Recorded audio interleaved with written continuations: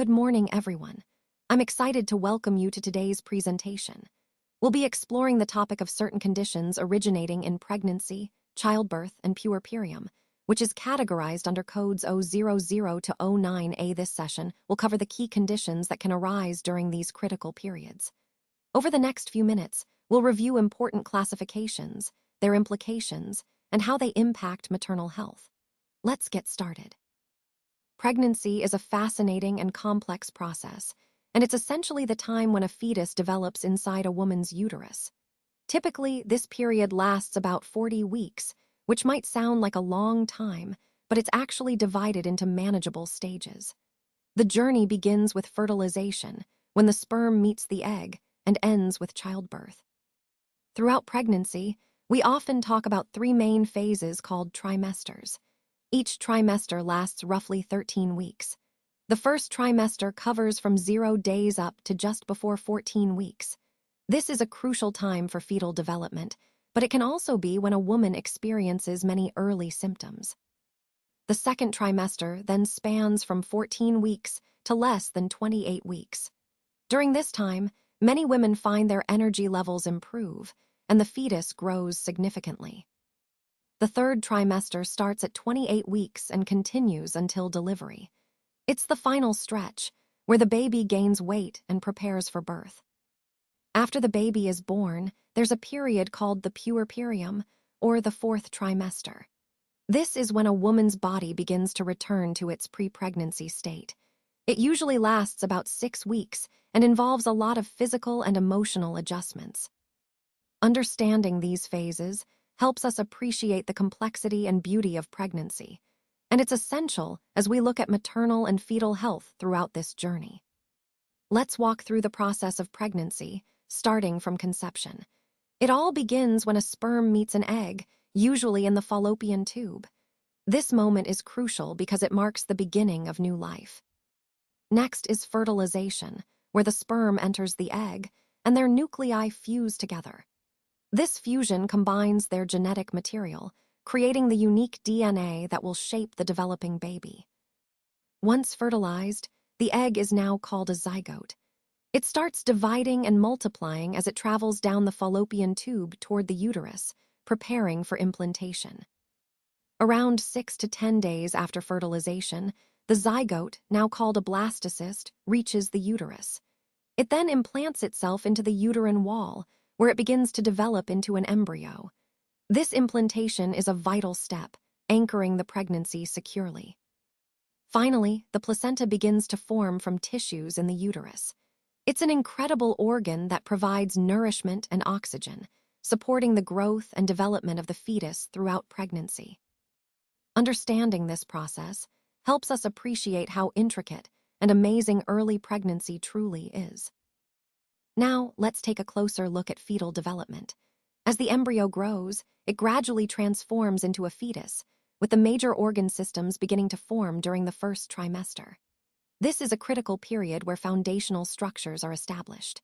Moving on to the stages of pregnancy, we typically divide it into 3 trimesters. The first trimester, covering weeks 1 through 12, is when the major organs develop and hormonal changes are most pronounced. It's a time of rapid development and significant changes for both mother and baby. The second trimester, from weeks 13 to 27, is characterized by the fetus's rapid growth and further development. It's often when many women start to feel more comfortable because the initial symptoms lessen. Then we have the third trimester, from weeks 28 to 40, where the fetus continues to gain weight and its organs mature fully in preparation for birth. Around 40 weeks, or about 9 months, the fetus is considered full-term and ready to be born. Understanding these stages helps us appreciate the incredible process of pregnancy and the remarkable development happening inside. This slide doesn't contain enough information. That's why we're moving to the next slide. When it comes to coding guidelines in pregnancy, it's important to remember that ICD 10-CM codes related to pregnancy are found within the range 000 to 09A. These codes specifically cover pregnancy, childbirth, and the puerperium, which is the period after delivery. Now, a key point to keep in mind is that these codes are used on maternal records, not on newborn records. So, when documenting, focus on the mother's medical record for these codes. Another important aspect is that we use these codes primarily for conditions that have worsened or been aggravated during pregnancy. For example, if a pre-existing condition becomes more serious during pregnancy, you would code that accordingly within this range. ICD 10-CM also incorporates Z codes, which are used to indicate encounters like prenatal care. For instance, Z34 is the code for supervision of a normal pregnancy.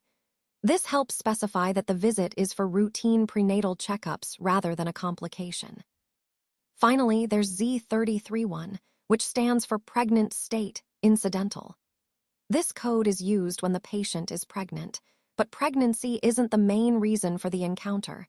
Maybe she's there for another unrelated issue, but her pregnancy is still relevant to note. So, understanding these coding guidelines helps ensure accurate documentation and billing, and it connects directly to providing comprehensive care during pregnancy. Let's dive into Chapter 15 codes and their sequencing priorities. These codes take precedence over all other chapter codes, meaning they are always considered first when coding a patient's record. Now, when a patient has multiple conditions that could prompt admission, we need to determine which one is most related to the delivery. The key here is to sequence the condition most directly connected to the delivery as the principal diagnosis. Moving on to the final character for the trimester, most Chapter 15 codes include a final character that indicates the pregnancy trimester. It's important to assign this final character based on what the provider documents about the trimester. If the provider specifically notes the trimester, that should guide your coding. However, if the code itself doesn't specify a trimester, it's because the condition always occurs in a specific trimester. In those cases, you can confidently assign the final character based on the typical timing of that condition. Understanding these nuances helps ensure accurate and consistent coding, which is essential for proper documentation and billing.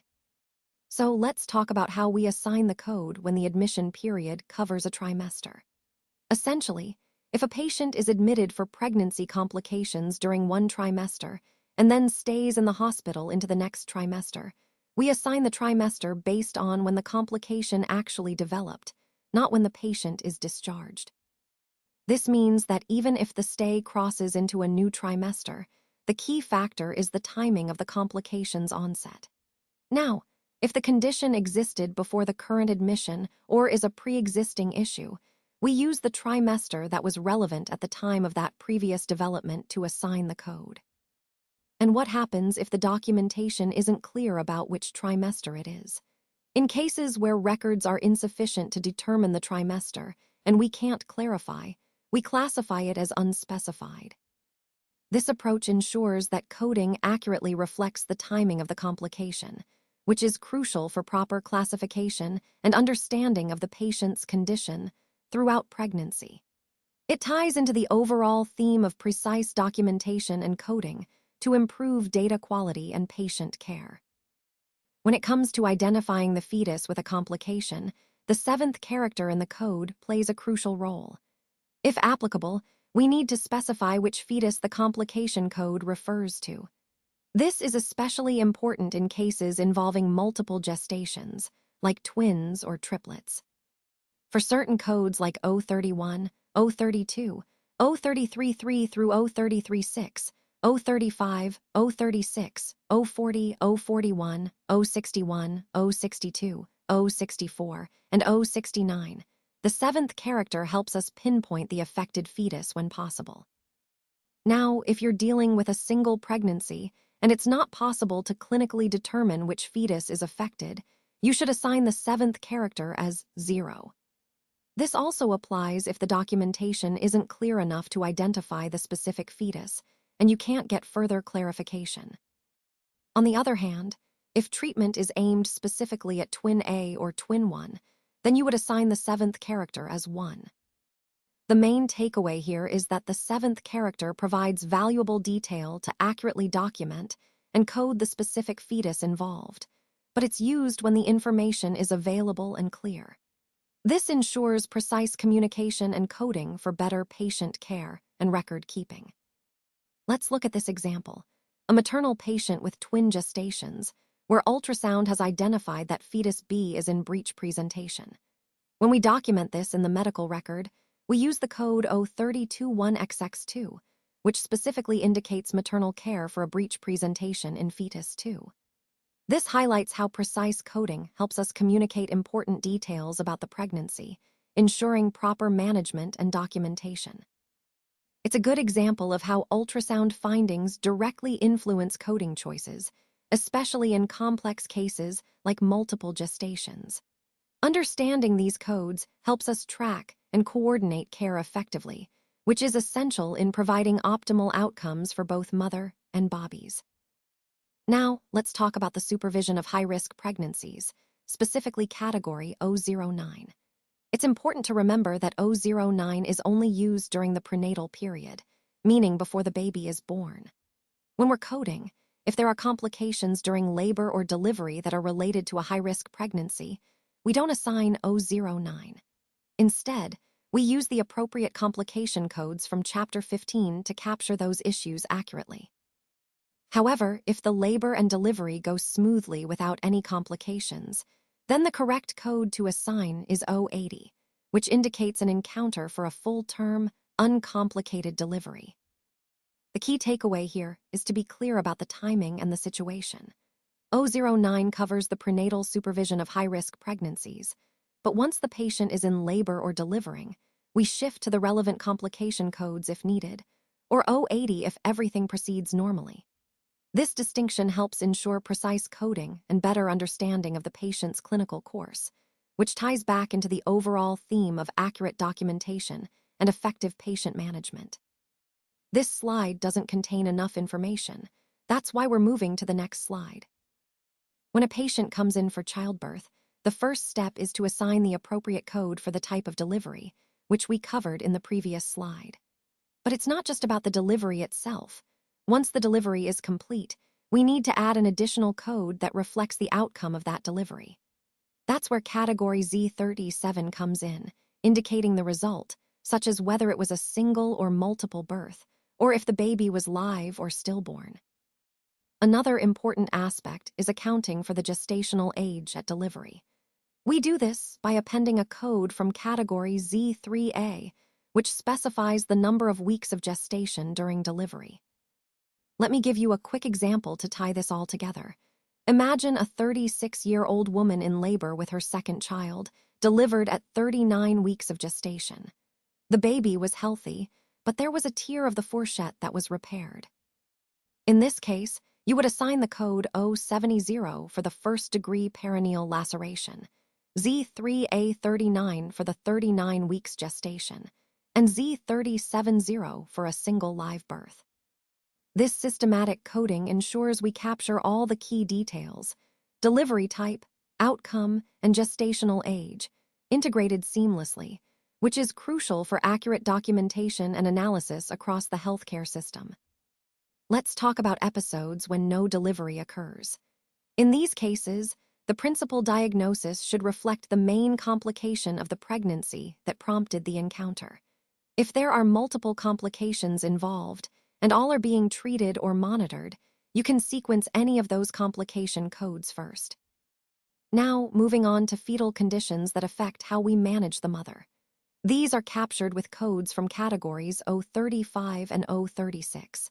These codes are used when the fetal condition actually influences the management of the mother, meaning it requires additional diagnostic tests, closer observation, special care, or even decisions about pregnancy termination. Specifically, 035 covers maternal care for a known or suspected fetal abnormality or damage, while 036 is used for other fetal problems that might not fall into the first category, but still impact maternal management.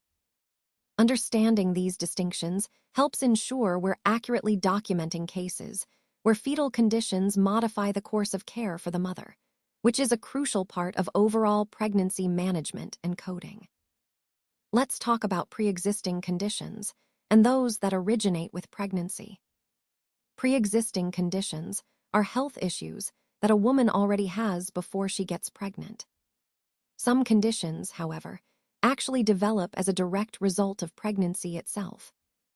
When we're categorizing these conditions, it's important to note that some categories don't clearly differentiate between pre-existing and pregnancy-related issues. For example, conditions like diabetes and hypertension are quite distinct, and we'll take a closer look at those in a moment. Understanding these distinctions is key because it influences how we manage and monitor these conditions during pregnancy.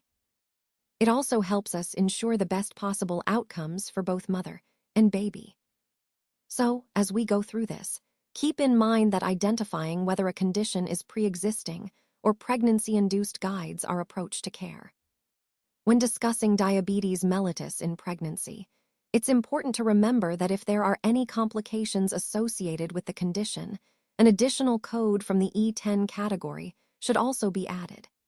This helps ensure that all aspects of the patient's condition are accurately documented, which is crucial for proper management and reporting. Highlighting these complications allows healthcare providers to tailor treatment plans more effectively and also plays a key role in research and health statistics. So, in essence, always be attentive to any associated complications and include the appropriate E10 codes to provide a complete picture of the patient's health status during pregnancy.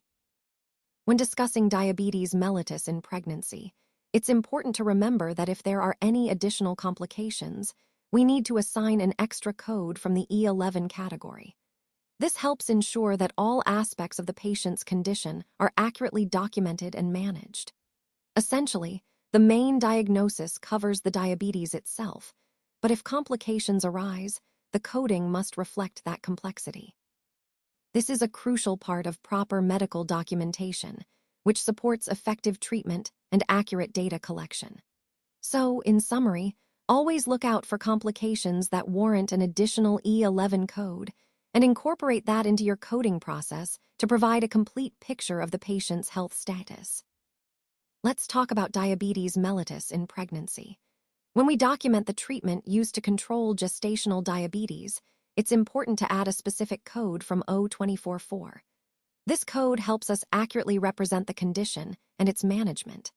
However, we must be careful not to append Z794, which indicates long-term use of insulin injectables, along with O244. Combining these codes incorrectly could lead to confusion or misrepresentation of the patient's condition. Overall, proper coding ensures clear communication and appropriate care planning throughout pregnancy.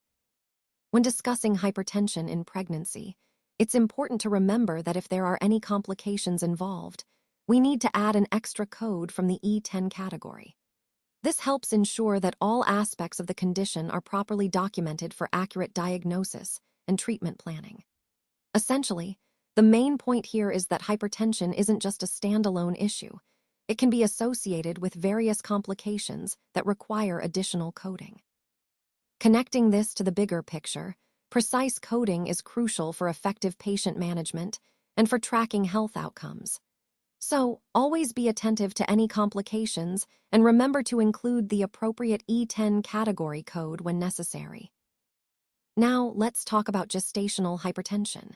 This condition is diagnosed when high blood pressure develops after pregnancy has begun. It's important to check whether there is any documented proteinuria, which means protein in the urine, because that can influence how we code the condition. If proteinuria is present, we typically append a code from the I13 category. Moving on, I want to highlight preeclampsia, which is a more serious pregnancy complication. It's characterized not just by high blood pressure, but also often by elevated levels of protein in the urine. Typically, it develops after the 20th week of pregnancy, so timing is an important factor here. And then there's eclampsia, which we should understand as a severe progression of preeclampsia. In eclampsia, a pregnant woman experiences seizures or even enters a coma, definitely a critical condition that requires immediate attention. Overall, recognizing these conditions helps us ensure proper coding and management, ultimately supporting better outcomes for both mother and baby. When it comes to HIV infection complicating pregnancy, childbirth, or the puerperium, there are specific coding guidelines we need to follow. If a patient is admitted because of an HIV-related illness during any of these periods, the primary diagnosis should be from subcategory 0987, which indicates HIV disease complicating pregnancy, childbirth, and the puerperium. After that, we include the codes for the specific HIV-related illness or illnesses involved. Now, if the patient is admitted and has an asymptomatic HIV infection status, that is, they are HIV positive but show no symptoms, we still code 0987, but we also add Z21, which specifies asymptomatic HIV infection status. On the other hand, if the patient has symptomatic HIV infection, that is, they are experiencing symptoms related to HIV, we code 0987 plus B20, which indicates symptomatic HIV infection. Then, we also include the codes for the specific symptoms they are experiencing. This approach helps ensure we accurately capture both the condition and the context in which it's occurring, aligning with the overall goal of precise documentation and coding for effective patient care and reporting. Let's walk through an example to illustrate how HIV can complicate pregnancy and related health issues. Imagine a patient who previously showed no symptoms but is now 13 weeks pregnant. She's being evaluated for a potential complication, specifically candidal bronchitis related to her HIV status. In this case, the diagnosis code 098711 indicates that her HIV disease is complicating her pregnancy during the first trimester. The B20 code confirms her HIV diagnosis overall. The B3071 points to candidal bronchitis, which is a fungal infection of the bronchi caused by Candida species, something that individuals with weakened immune systems, like those with HIV, are more prone to. The Z3A13 code tells us she is at 13 weeks of gestation, which is important for understanding her stage of pregnancy and managing her care accordingly. This example highlights how HIV can impact pregnancy, adding layers of complexity to maternal health. It underscores the importance of careful evaluation and management to ensure both mother and baby receive the appropriate care. Overall, this slide emphasizes the need for healthcare providers to be vigilant about HIV-related complications during pregnancy, especially in the first trimester, to optimize outcomes. When coding puerperal sepsis, specifically 085, it's important to assign a secondary code that identifies the causal organism. This helps provide a clearer picture of the infection's source and severity. If the patient is experiencing severe sepsis, don't forget to include additional codes like R652 to specify that, along with any associated acute organ dysfunction. Using these codes accurately ensures comprehensive documentation, which is crucial for patient care and proper reporting. This approach ties into our overall theme of precise coding to reflect the patient's clinical picture accurately. Let's talk about alcohol and tobacco use during pregnancy, childbirth, and the postpartum period. When a mother uses alcohol or tobacco at any stage during pregnancy or after giving birth, specific codes like 09931 for alcohol or 09933 for smoking are used to document these situations. These codes help healthcare providers identify and track cases where substance use may impact maternal and fetal health. It's important to remember that assigning these codes indicates that alcohol or tobacco use is complicating the pregnancy or postpartum period. Additionally, if there are manifestations or health effects related to alcohol use, we should also assign codes from the F10 category, which specifically relates to alcohol-related disorders. Connecting this to the overall theme, accurately coding these situations ensures proper care and highlights areas where intervention might be needed. It also helps in understanding the impact of substance use on maternal and neonatal outcomes. So, recognizing and documenting alcohol and tobacco use properly is a crucial part of comprehensive maternal health care. Let's take a closer look at some important considerations when it comes to poisoning, toxic effects, adverse effects, and underdosing in pregnant patients. It's crucial to understand how these issues are coded and documented, especially since pregnancy adds an extra layer of complexity. First, when a pregnant patient experiences injury or poisoning related to external causes, we need to sequence the codes carefully. The injury or poisoning that complicates pregnancy should be listed first. This means identifying the external cause and linking it directly to the pregnancy status. Following that, we assign the appropriate code for the specific injury, poisoning, toxic effect, adverse effect, or underdosing. This helps us specify exactly what happened. For example, if a patient is treated for accidental carbon monoxide poisoning from a gas heater, we would code the poisoning specifically, along with the injury details. Additionally, we should include any extra codes that specify the condition caused by the poisoning or toxic effect. These additional codes give a clearer picture of the patient's condition. Let's look at an example to clarify this. Suppose a patient who is 18 weeks pregnant is treated for accidental carbon monoxide poisoning from a gas heating appliance. The main code would be for injury or poisoning complicating pregnancy during the second trimester. Then, we'd include the code for the toxic effect of carbon monoxide from utility gas, which is an unintentional, initial encounter. Finally, we'd add a code indicating the pregnancy is at 18 weeks gestation. This coding process ensures that all relevant details are documented accurately, which is vital for medical records, treatment planning, and statistical purposes. It highlights how important it is to follow the proper sequencing to reflect the clinical scenario properly. So, in summary, always remember to sequence the pregnancy complication code first, then the specific poisoning or injury, and finally any additional codes that specify the condition caused. This approach helps us capture the full context and ensure precise documentation.